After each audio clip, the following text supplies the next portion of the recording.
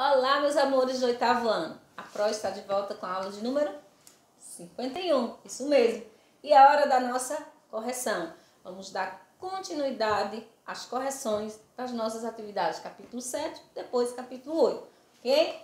Então vamos lá o que diz na página do livro de português que vocês vão estar com ele em mãos e abrir lá na página 288 para que a gente possa fazer a correção, que a primeira questão diz o seguinte: releia o segundo parágrafo do texto, desmatamento sem fim, que está lá no início do capítulo 7, certo? Então, o que diz? Que diz o seguinte, o segundo parágrafo do texto. O que esses resultados traduzem?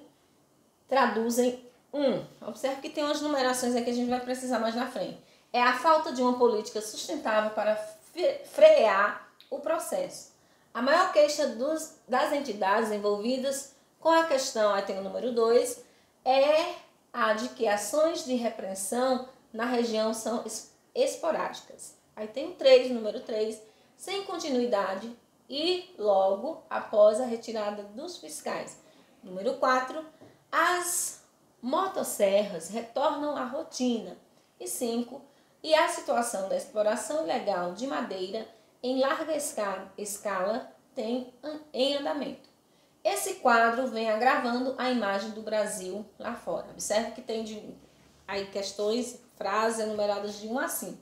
Nesse parágrafo, o conectivo, ou seja, poderia ser empregado corretamente em qual dessas numerações? Aqui no lugar de ser colocado um espaçozinho para a conjunção ou ser colocada lá, foram colocados o quê?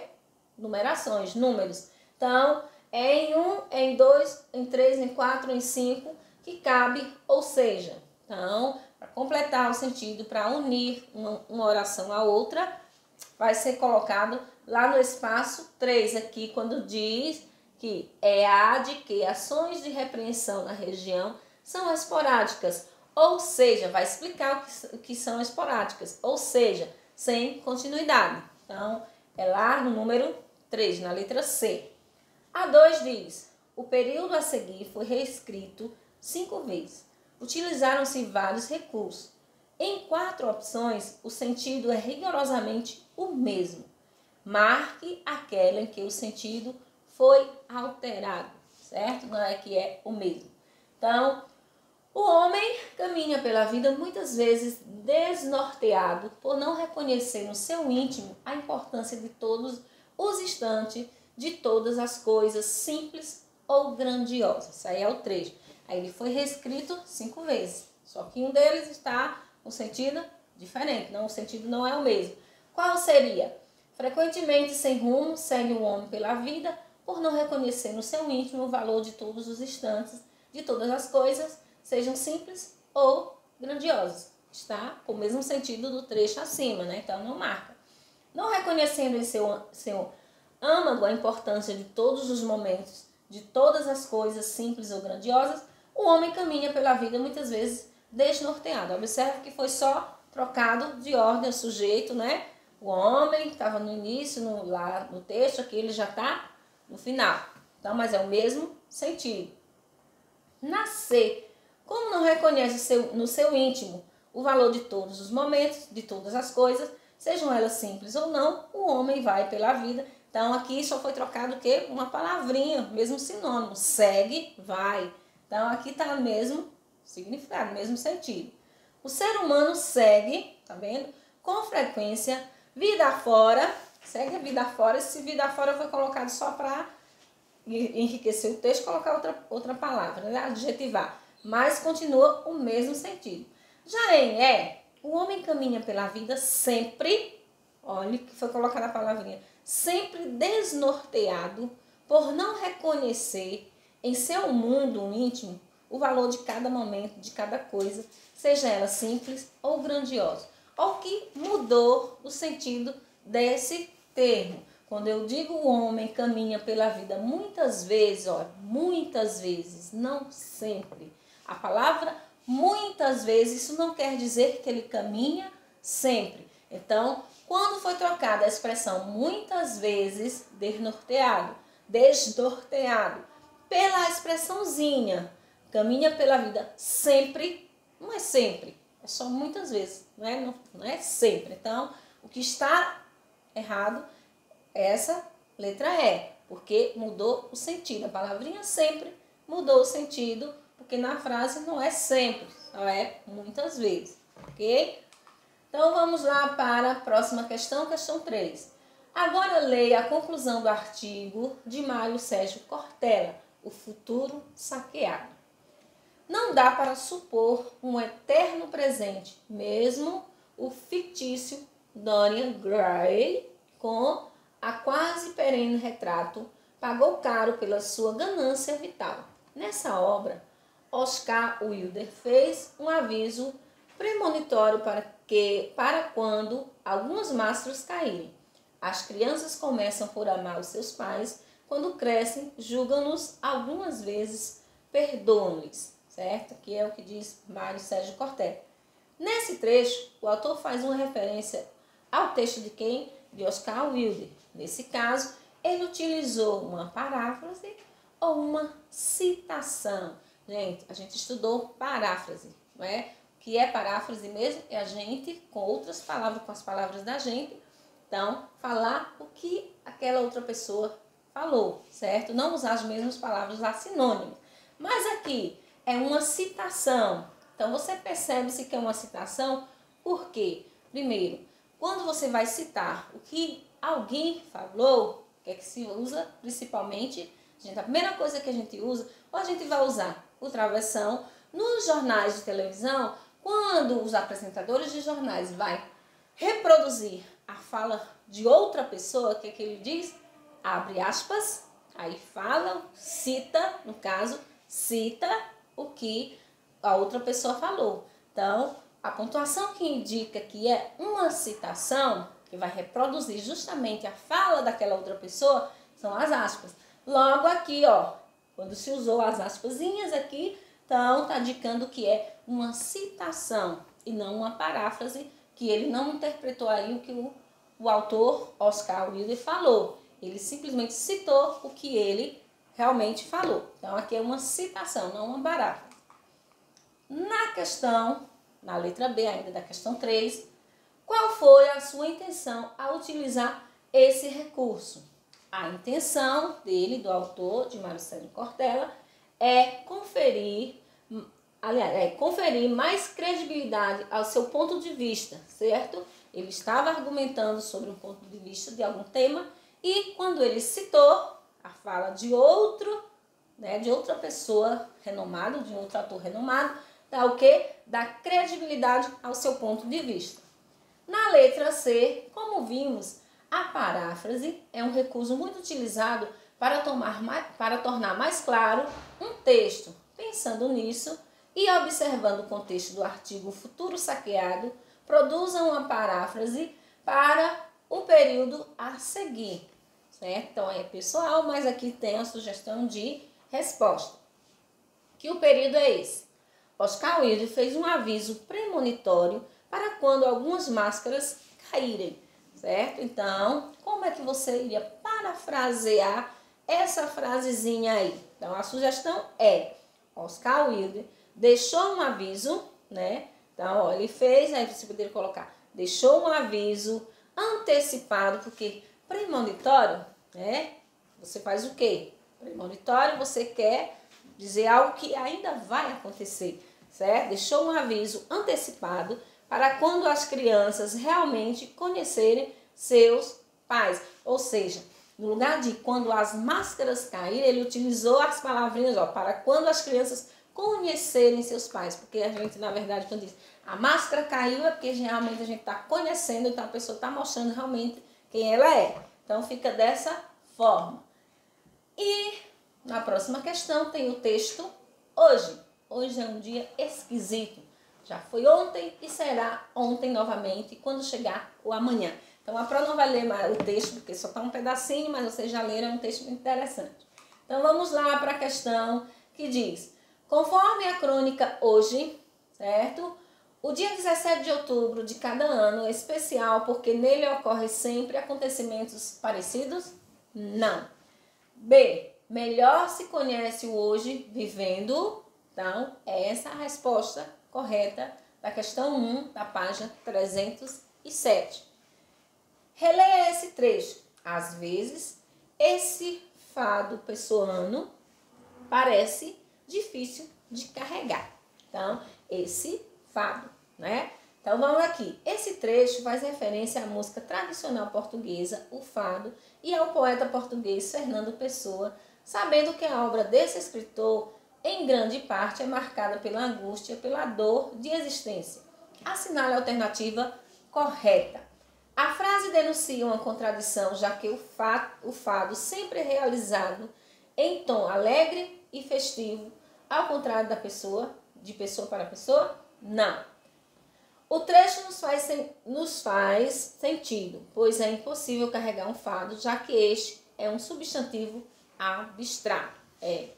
Então, vamos lá. É comum a utilização da expressão popular carregar um fardo, certo?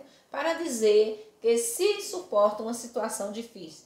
O autor da crônica pode ter feito uma referência a esse dito, poetizando seu texto. Então, a resposta correta é essa mesmo, certo? A expressão que a gente usa é sempre carregar um fardo.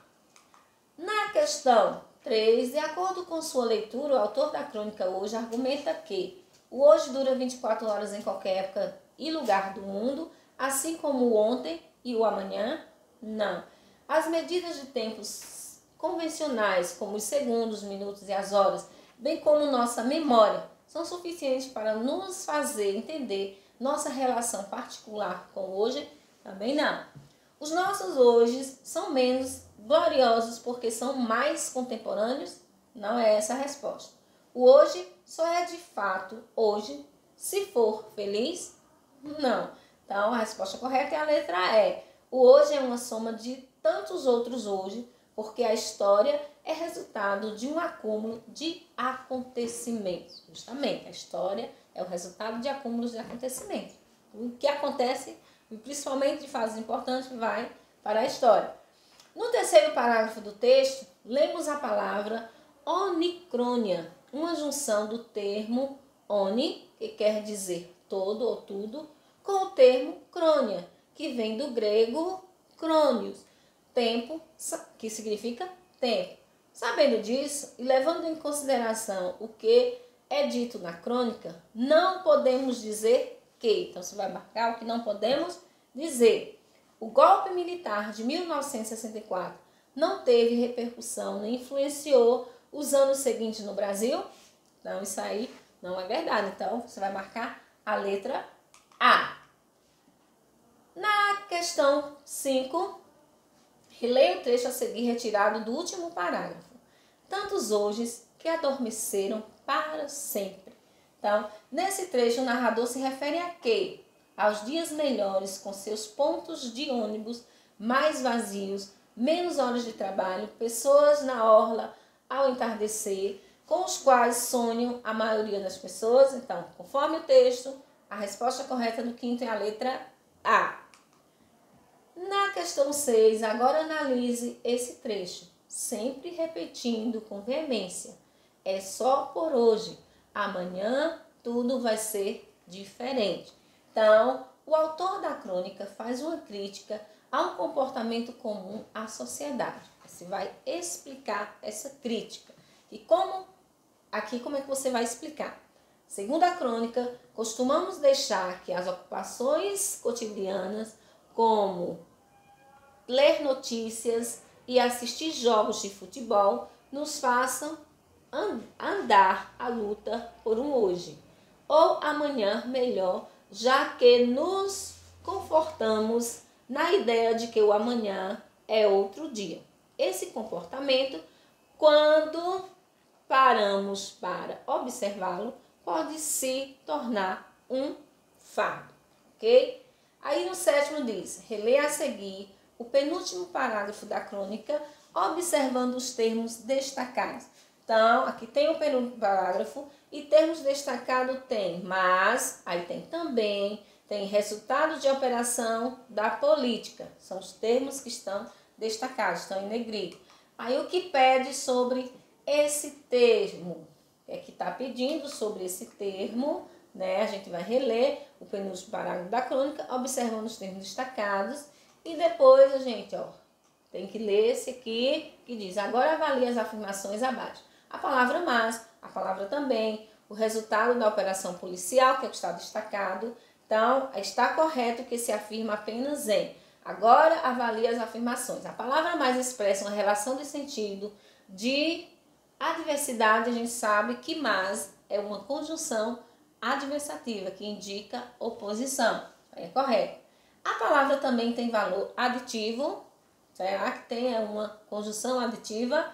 O termo resultado da operação da polícia funciona como complemento nominal, está completando o sentido de um nome.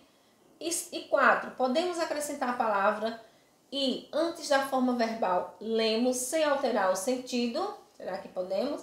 E não haveria mudança no sentido original caso colocássemos a palavra ou antes de amanhã e só por hoje ou amanhã tudo vai ser diferente. Se a gente colocar o ou antes, vai dar certo aqui? Então, o que está correto? Quais dessas afirmações estão corretas? 1, 2, 3, 4, 5, ou 1, 2, 3, ou 1, 3 e 4, ou 2, 3 e 5. Então, você vai marcar que está correto, o que está em 1, o que está em 2 e o que está em 4. Ok? Então, vamos lá na questão 8. Por ser um gênero textual literário, nas crônicas percebemos comumente o uso da linguagem conotativa. Então, relembrando, linguagem conotativa, denotativa.